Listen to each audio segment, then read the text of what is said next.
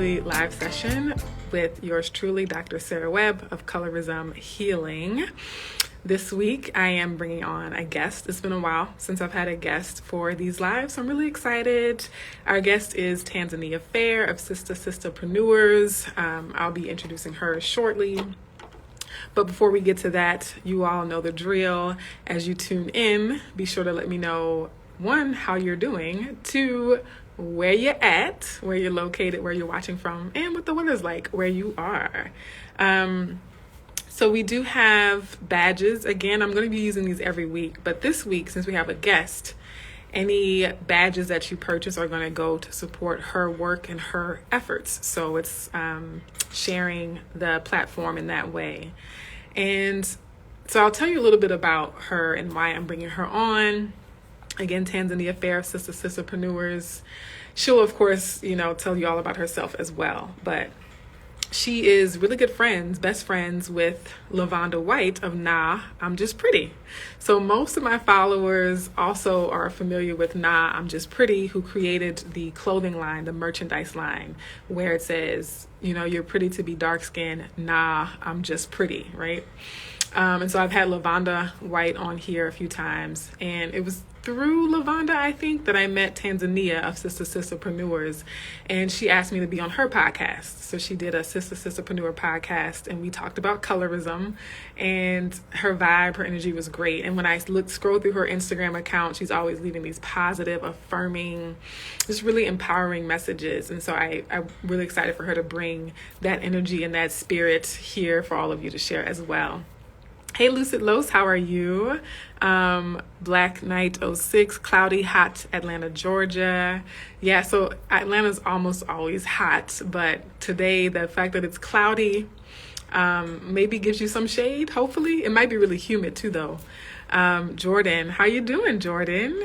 I really enjoyed our Clubhouse chat, even though my connection got lost after an hour. So hopefully we can do it again at some point. So we are bringing on a guest. I'm going to wait for her to join shortly. Let's see, other announcements I should say.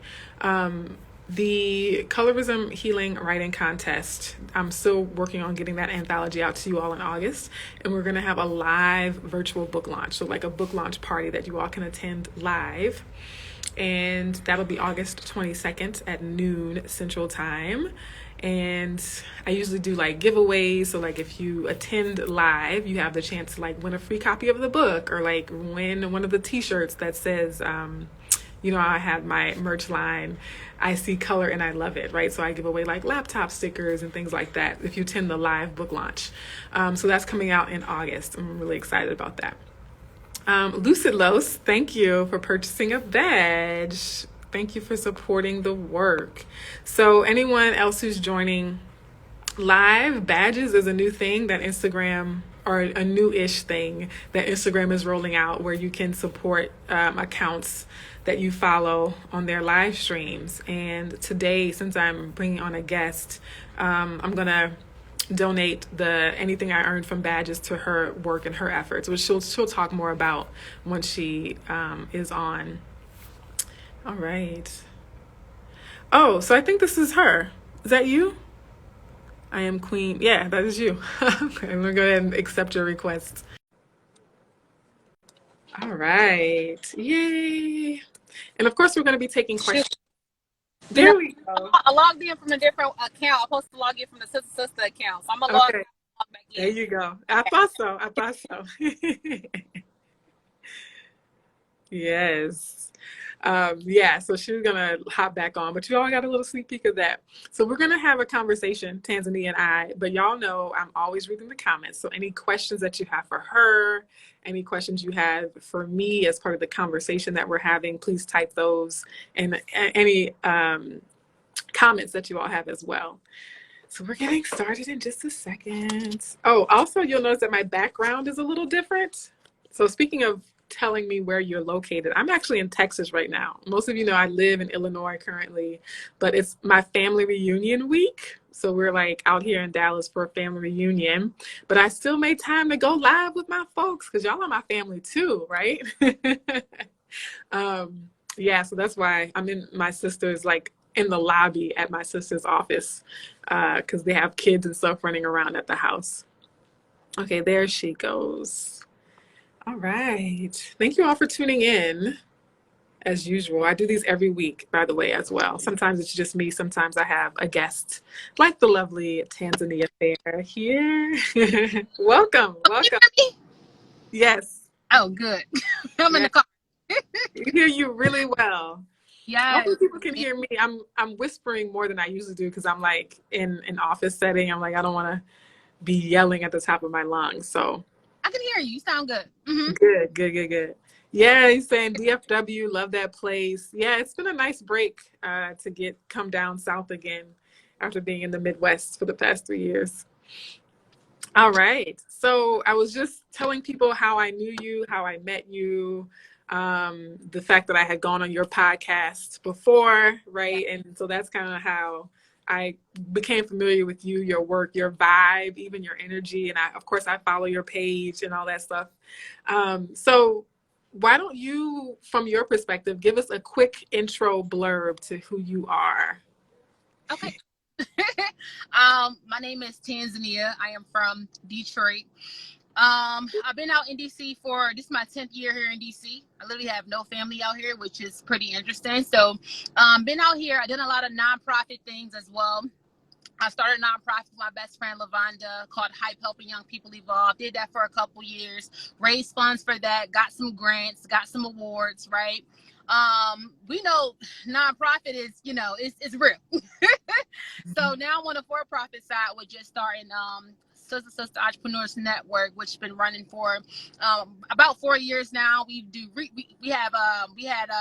held 3 retreats as well. Let me slow down.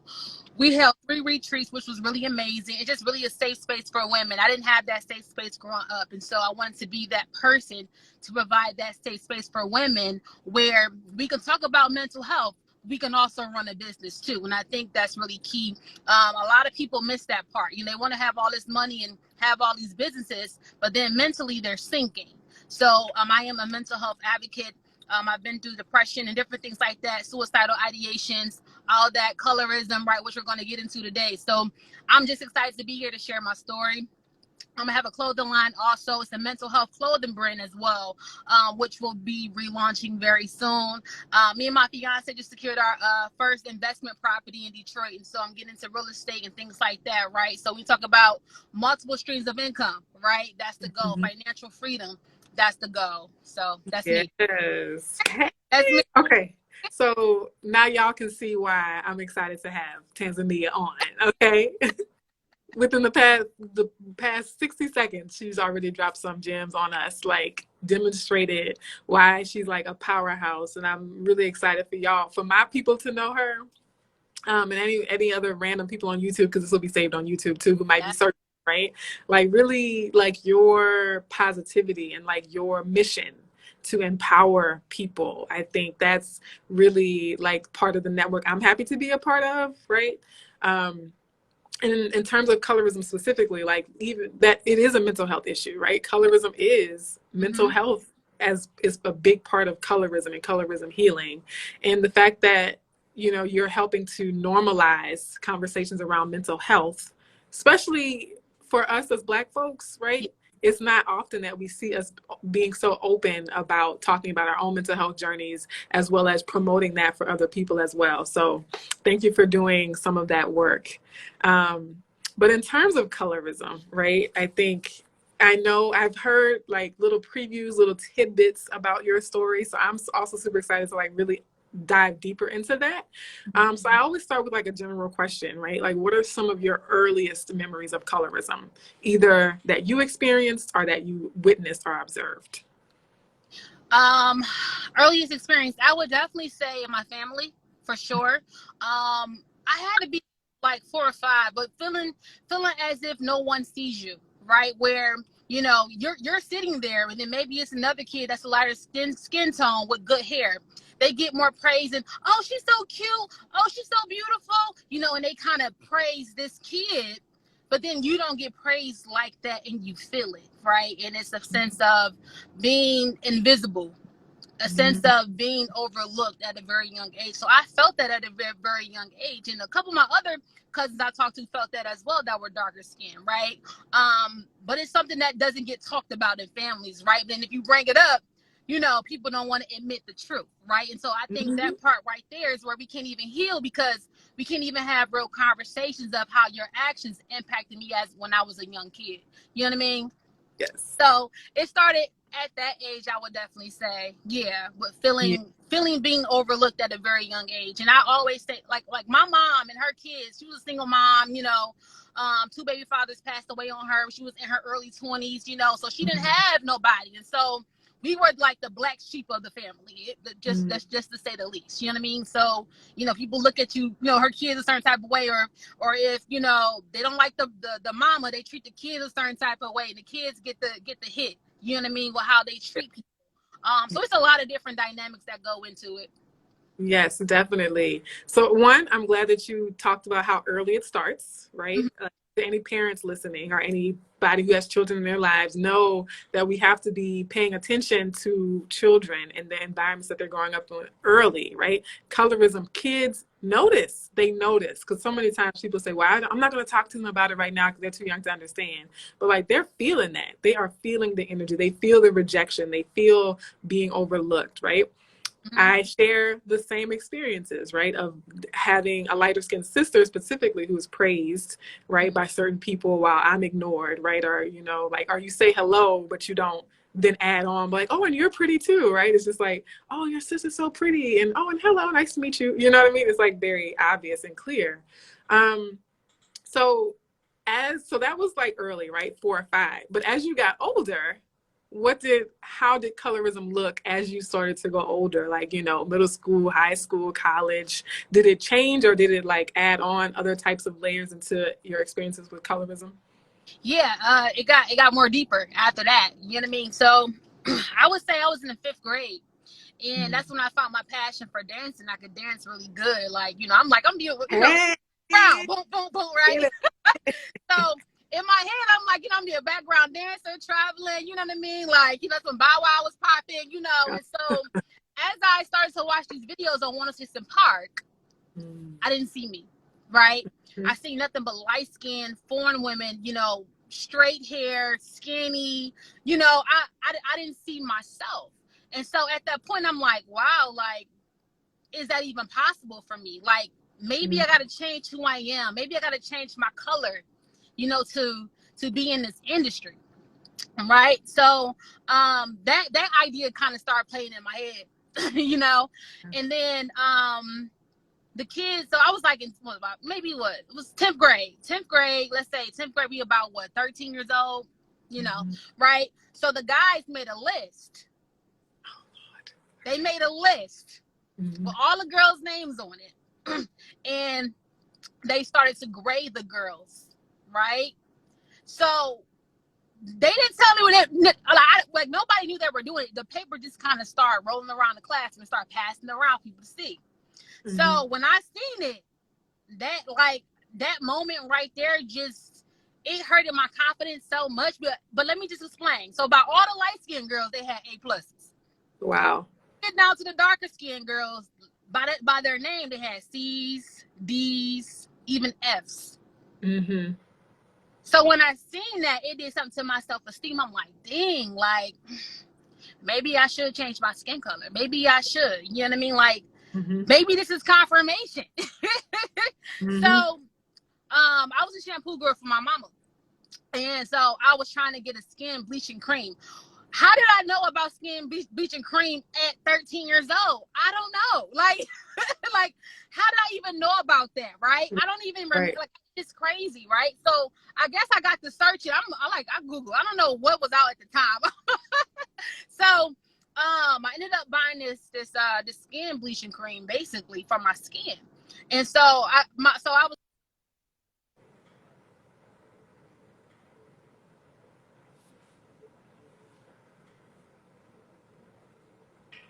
I think, am I frozen? Or is Tanzania frozen? I can't tell. If you can still see the stream, type in the chat and let me know if the stream is still live for you.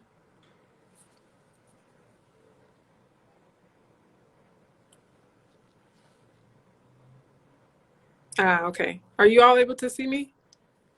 Am I still live for you all? I know there's a delay on the lives too, so. Hey, welcome. And while I'm saying that, hello, Nikki Powell-Cotman. Thank you for buying a badge today. Thank you so much for supporting the work.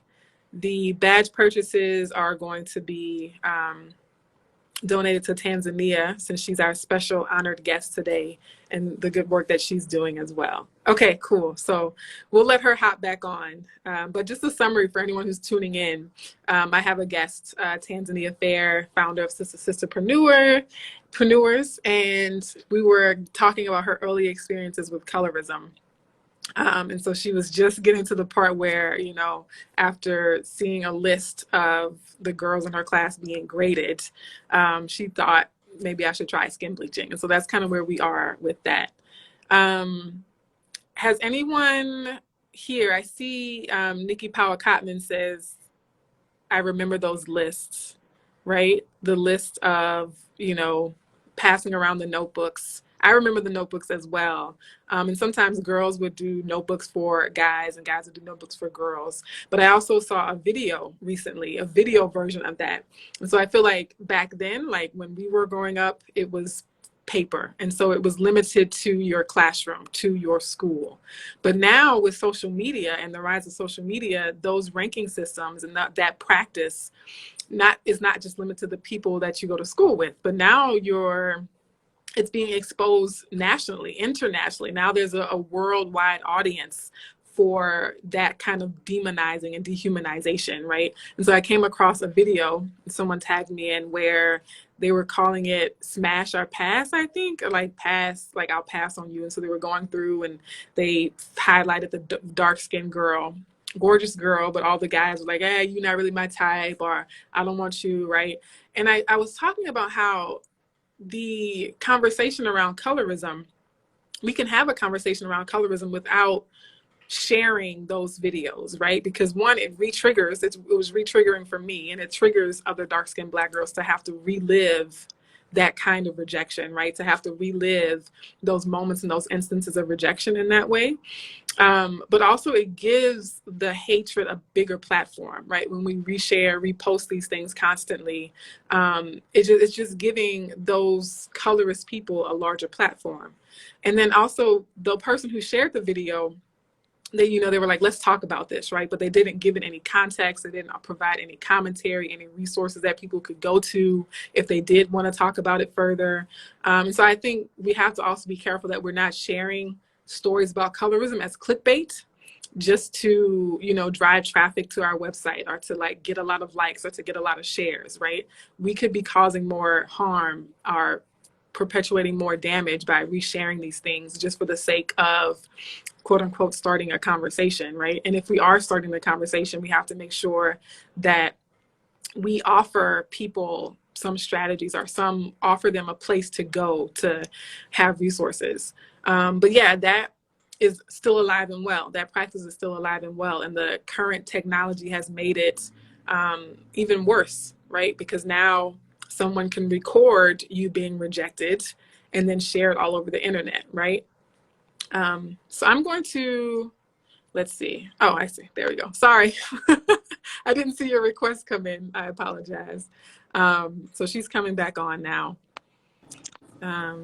Hey. Hey, Welcome back. in the car, so it said it got hot. So my phone shut down. Oh. Hot, so I'm just gonna hold my phone. I'm gonna hold it. Okay. Gotcha. Yeah. So we'll let you pick back up where you left off. You were talking about how you discovered that bleaching creams existed, and so you were searching for those. Yeah. So I was a shampoo girl for my mom, and so it was $25. I saved up. I told my mom, like, I wanted to even out my skin tone. So I think that's something else to consider with parents, that kids will say, oh, I want to even out my skin, but they may be talking about something else. So that was my way of getting what I want, without me admitting the issues that was going on with myself.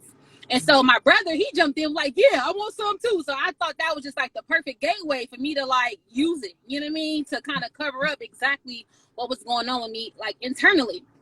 So I go get this stuff. I start putting it on my my hand, and I'm like, you know, at the first day I didn't do nothing. The next couple of days, I started to see my skin change. I start like light spots and stuff, right? So I'm like, okay, it's working. Okay, it's working, right? So maybe about a couple weeks later, I started to get light spots like on my arms. I got spots like on my chest. I started to get light spots all over my body. And at that moment, I was so upset with myself because of what I had did to myself. Mm. You know what I mean? Mm-hmm. So at that moment, the self-hate started to come in, because I started to regret it. Like, dang, like, what did I just do to myself? Like, you know, plus I'm already dark skinned. So when it first happened, you can tell because I'm darker skin tone. You feel what I'm saying? So my brother was like, oh, it's the Michael Jackson disease. So he got me all scared. I'm thinking I got vitiligo, like all this stuff. And so after that, I started to cover myself up. I'm like, I don't want nobody to see my skin. I covered myself up for about maybe 15 plus years. Mm-hmm. I mean, like, covered up, wearing a jacket, like, if I like right now it's hot. Like you will not see me with no shorts on, no short sleeves on, because I was just so ashamed. Mm-hmm. And these are tears of joy. You know what I mean? Crying now, tears of joy, because you know that was a moment where I felt like what I was thinking really crippled me. You know, and our thoughts can cripple us, and my thoughts had literally crippled me. You know. Mm-hmm. And I felt like I was suffering in silence, started going through depression, started having, you know, suicidal thoughts. Like, you know what? Like, I don't even want to be here. Like, I can't even handle this. Like, God, like, why me? Like, it's too much. You know what I mean? Mm-hmm. So it just, but the thing is, nobody knew, because I felt like I couldn't tell nobody. You know, I couldn't tell nobody what I was going through. I was going through, you know, colorism, or, you know, just cover myself up. Like, you know, I really, because I felt like nobody will understand what I was going through, you know? And so it was years and years and years and years, cover myself up. And, you know, I started praying, asking God, like, just change my skin back. Like, just change it back. Like, you know, you make miracles, you know? But God was like, no, like, I need you to embrace that. Those are beauty marks, baby. Embrace that. You know, and so I had to relearn myself. I had to relove myself, because when you go through traumatic things like that, it allows for people to treat you a certain type of way. Then you started getting mistreated, misused, abused, you know, because you don't know who you are and you're not loving yourself for who you are, you know. So it took a lot for me to look at myself. I wouldn't even look myself in the mirror. And I still know females that told me now, like, that they struggle with looking at themselves in the mirror. I mean, looking at myself and with these spots on them, and like, dang, like, nobody would love me. Nobody would want to be with me. You know, I started getting thoughts in my head. Nobody want to be my friend. You know, it took me literally 2.5 hours to get out the house. I'm not even kidding. I'm putting on stuff. I'm trying to get out the house, and I'm going in my head like, no, I can't wear that. Well, I can't wear that. Literally just driving myself mentally insane. Mm-hmm. Mentally insane, you know? And so I started to rediscover myself. I started to start saying affirmations. I remember so vividly, I was in the mirror saying, "You're beautiful," crying because I did not believe it. But I was just trying to say it so much for that word to become a part of me.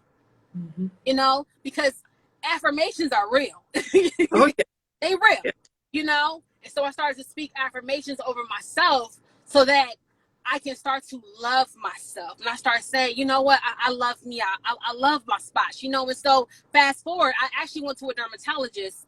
I was so scared because I didn't know it was cancer. I didn't know what it was, you know, because these bleaching creams have chemicals in it that have effects. And so my skin had a reaction to the cream, and it was called tinea versus color. So it's like, you know, like a overgrowth of like I think it's like too much estrogen or something like that. I can't remember, but it wasn't nothing serious. You know what I mean? Like, you know, but it may take time to heal to heal up, or like years and years. But you know, I was just so relieved that it wasn't nothing serious. You know what I mean? But if I had not, I was so afraid to go because I'm like, damn, like I just fucked up my skin. Like I just messed myself up. You know? But yeah, so fast forward, I found my liberation moment was at the age of 30. I was like, you know what? I'm about to be free. I'm almost there, but I'm not quite there because I want to start showing my skin more. Like I'm almost there, you know. So that year I was going to Punta Cana. I said, you know what? I'm about to get in the gym, get my stomach right, because that's really gonna motivate me to put a 2-piece on, okay? You know. And so I did that. Went to Punta Cana, and I'm on the beach with a whole 2-piece on, bikini and everything, just like, you know.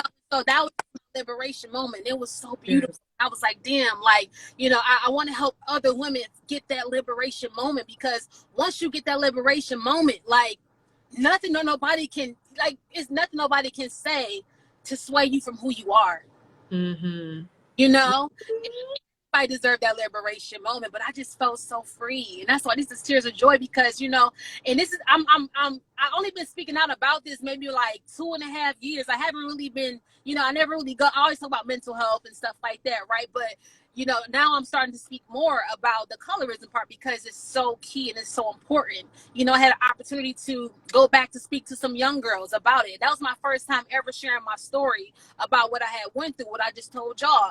And when I say it took so much to hold back tears, man, but by the end of it, all the girls were saying that, you know, that they weren't going to let anybody define them. They were just saying they was going to love themselves. They were saying, you know, they're not going to let social media change who they are. I mean, like, everything they was saying was just like, wow, like this is this right here is really helping to change lives, and it's so important. You know, it's so important. I'm like, I gotta go back, because I was that 13-year-old girl, you know, struggling. And it all starts at a very young age, especially middle school, you know, when girls start comparing themselves, and social media just makes it even more worse, you know, because they're trying to fit in and try to get all these likes on their pages. And you got to really, really be in tune with these young people. That's why my passion is young people. You know, I've done alert with young people, you know, and girls and women. Like that's my heart right there. So, yeah. I mean, do we even need to say more? Like, bam. Like, let me go through and read some of this. I'm gonna start from the bottom. I'm so proud of you, sis. You rock, right? We got the red hearts. We truly appreciate you using your voice. Proud of you, bestie. Yes, queen. You are beautiful, queen, with hearts and exclamation points, hearts and high fives. You got OMG. You are beautiful. But now you are free. You've arrived at your true self. No one can step in. Somebody says, oh man, I'm missing it all. Just got out of a meeting. More hearts. I'm so glad you found your voice, queen, right? And so I'm reading all these out loud, again, so that they stay with the video indefinitely, right? Like a permanent record of this outpouring of love and appreciation for you and your vulnerability, like in that moment. Like this has just been the most beautiful thing. And I'm sitting here, you know, getting healing from you, from your testimony as well, right? And as people who talk about colorism all the time, is these kinds of conversations where I have the opportunity to like say, yeah, now I'm on the receiving end of somebody's story, right? And so I think, you know, I'm just so grateful that you exist and that you have stepped into your purpose and continuing to do that, that you continue to show up, right? In all of your imperfection and flaws and all of your glory and beauty, right? And you allow yourself to be seen, because like you said, just like with those girls that you've worked with in the past, like, you better believe the people watching live and anyone else who ever watches this video in the years to come, like they are going to feel seen. They are going to feel heard, right? Like they know like your tears are the tears of so many of us, like millions of us around the world have shed those exact same tears, right? Including me. And so it's just like that's what I talk about when I talk about collective healing, right? It's like moments like this. So I'm just like so extremely grateful. And I want to like continue to focus on that, right? On that healing aspect of the journey. And how, like you being here now, you can still shed tears, you can still cry about it, right? But it's not like I haven't gone through the work, right? And so sometimes people think they might confuse the fact that, well, it still makes me cry, so then that means I haven't done the work, right? But I think sometimes the tears are, like you said, an acknowledgement of how far you've come, but also being able to still be affected by it allows you to affect others, right? In your telling of the story. I'm not so up on a high horse, like, yeah, I'm over it, right? I'm so over it that I can't relate to people who are still suffering, right? Like, no, like I can still empathize, right? That's where the empathy comes in at. Like, I still know very much the hurt and the pain that you're feeling. And I think so many people see themselves in you and will continue to see themselves in you. So I'm kind of curious to know, like, more about how you see, if at all, your personal healing with colorism, using your platform to help others with colorism. How does that fit into your work around entrepreneurship and like business and just like, sort of your career path, right? Do you see that those things intertwine or intersect in some way? Yes, most definitely. Like I was saying earlier, you can have a business all day, but you can be suffering inside, and so I want to help those people who are suffering, because I suffered in silence for years. And so many people out here suffer in silence. Even though like mental health is just now like being talked about in the Black communities, we still have so much work to do, because it's not just women. You got men who deal with colorism, and it's deeper than that. So yes, because I focus on mental health and as well as business, and even with the retreats, that was my first way to provide that safe space. So I always talk about providing safe spaces, because you can't tell everybody everything. You know what I'm saying? You telling me something, right? You go back on you, girl. Guess what, girl? She, you know what I mean? Like, and so then people don't even feel comfortable with coming to you and talking to you about stuff. And so it's like, hey, like this is a safe space, because I was that girl. Like, even when I think about my family, like I never had a healthy female relationship that I seen in my family. So this in that statement, it uncovers so much. You're out here trying to build with other females and things like that, or you're trying to find your healing, because at the end of the day, it affects everything, literally. Yes. Everything. It don't just affects your it don't just affect your business. It affects your family. It affects how you move. It affects how you think. Every single part. And so my thing is, hey, we got to get healed, bruh. Like, let's start this healing journey. I'm really big on that. Like, I want you to heal before you get a business. You can heal in the process of running the business, but what are you doing for your mental? And it's like, I had to hurt my own feelings. And I also have a book out that's I have the physical copies already, but I'll be sharing this soon on my platform. But it's me talking about my story, and I talk about basically like how I had to hurt my own feelings. I had to hurt my own feelings, and I think the hardest thing for people to do is uncovering that truth about themselves and say, "Damn, like I really hate myself." Yeah. I really have I'm really messed up on the inside.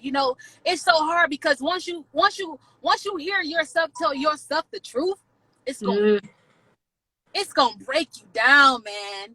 It's gonna break you. Yes. And that breaking point is how you start your healing.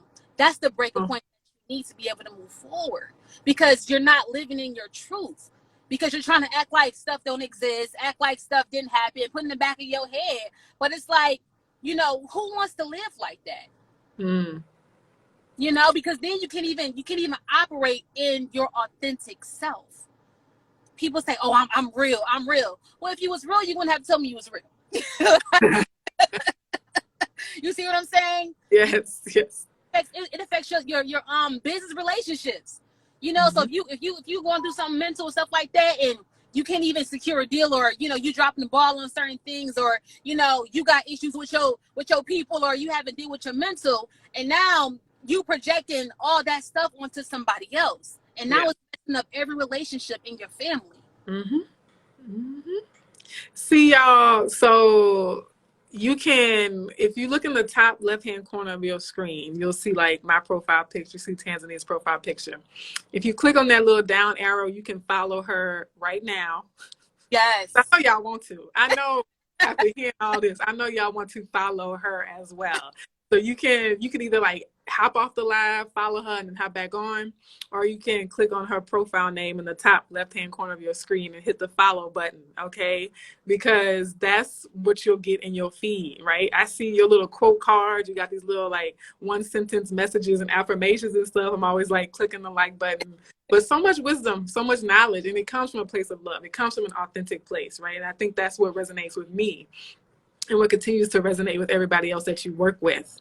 And even, you know, when you talk about that relationship, that female relationship, and I hear in your story, right? Like when you talk about not having anywhere to go, you can be that for someone else, right? And I think that's both what we're talking about here is like, we can't always assume that people have that, right? And if we have sort of this unity consciousness, we're like, we're all human family, right? Like I am going to step in for someone whose mother maybe literally can't afford to provide her therapy, right? Like I'm going to do my part for the human family as well, especially the most vulnerable of us as a human family, right? Which is often like younger people, like you're saying.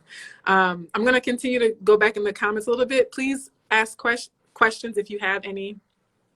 We just have Kella Kaniki bought a badge. Thank you for buying badges, everyone.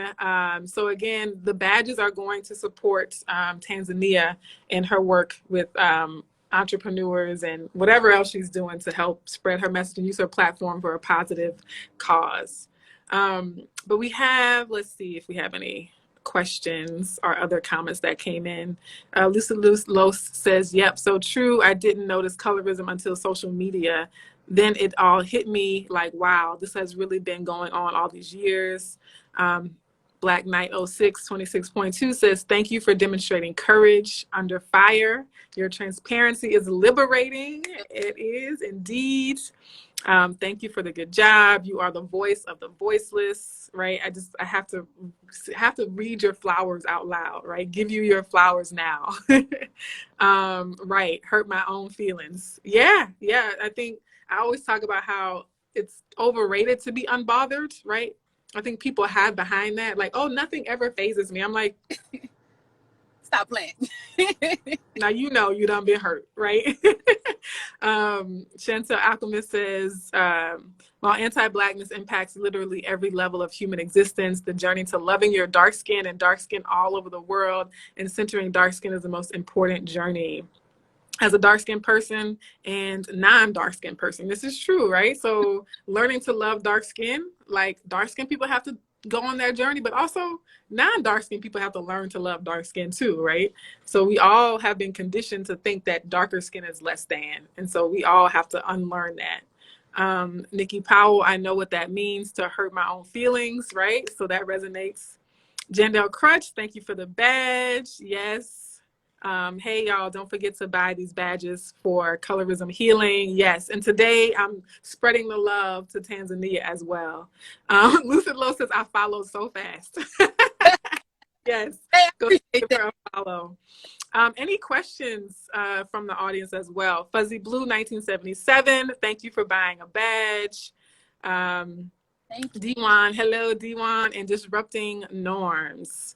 All right, so I don't see any questions in the comments for our guests here, but you dropped so many gems and so much knowledge already, right? That I think people are digesting that and benefiting from that. So I think one of my last questions for you, unless there's something that you wanted to cover that we haven't yet, is what would your hope be, right? For the world, in our collective journey towards colorism healing, what would your hope be for the world and anyone who might be listening? What do you hope to see for people in the future? My hope is to have more conversations like this. I think people can be ignorant because they don't know. People can say, oh, no, it ain't that. She just hate herself. Like, she just don't like her skin. Like, Right. Oh, it's deeper than that, so there's a lot of misconceptions, people being uneducated, about it. So just more spaces to have these conversations, in our communities, in the white communities. I mean, just having more conversations all around the world about exactly what this means, because it all stems from slavery. Like, so it all stems from that place of white privilege. It all stems from that point. So yeah, that's my hope for sure. Yeah. Yes. Yeah, we can all heal. Definitely. And I will continue to do that, and we're going to support you in continuing to have those conversations as well.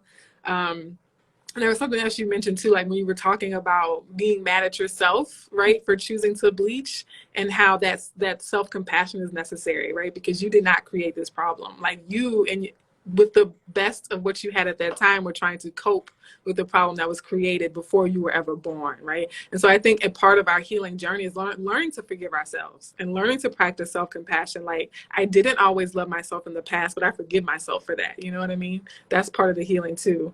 Thank you, Chantel, for buying a badge as well. We do have a question from Lucid Los. Have you ever been pressured to step down from your position for a lighter skinned or non-Black person to take your spot? No. I would say I more dealt with it from my own kind, trying to take my position, to get a title, you know. So, again, Gotcha. first, titles don't mean anything, if you're not doing the work, and so I dealt with that in the sense of, calling somebody my sis, and I'm looking out for you, but then you go behind my back trying to sabotage me because you want to be who I am, you want my job position, you want my title, and it's like you could never be me, and so I had to deal with that. And so once I dealt with that, it closed me up to wanting to build with other females, so God had to work me on that and say, hey, look, don't let one bad apple spoil the rest. You gonna have that bad apple, right? Yeah. All women are bad. That don't mean all women are out to get you. So still be who you are. Pray for discernment. Pray for discernment. Yes, I like that, because I think we can be jaded and close ourselves off. But I think what you're saying is there's so much potential so many positive potential outcomes for building relationships with women that we can miss out on if we allow ourselves to, like, that one person to, like, ruin us for everyone else. Yeah. All right, folks. So this was very, very healing in a short amount of time. And I feel like we cut straight to the chase because I had like this long list of questions, and like you were checking off like at so I just appreciate you for that. And maybe we'll have to have you back on too. And think of other collaborations and stuff going forward. But if you haven't checked out her page, again, this is Tanzania Fair of Sistah Sistahpreneurs. You can follow her. When I save this to IGTV, I'll also include another tag there as well for people to follow. I'll be back next week with another guest. And also check out the podcast that she and I did a while back as well. So on her page, if you scroll back a few months, you'll see our initial conversation on her page there as well. And thank you again to everyone who supported with badges, everyone who supported with your comments, your show of love and care and support, and just for tuning in, right? Thank you for engaging in this conversation. And let's not make this the last time that we do that. All right? Take care. Bye. See you later. Love.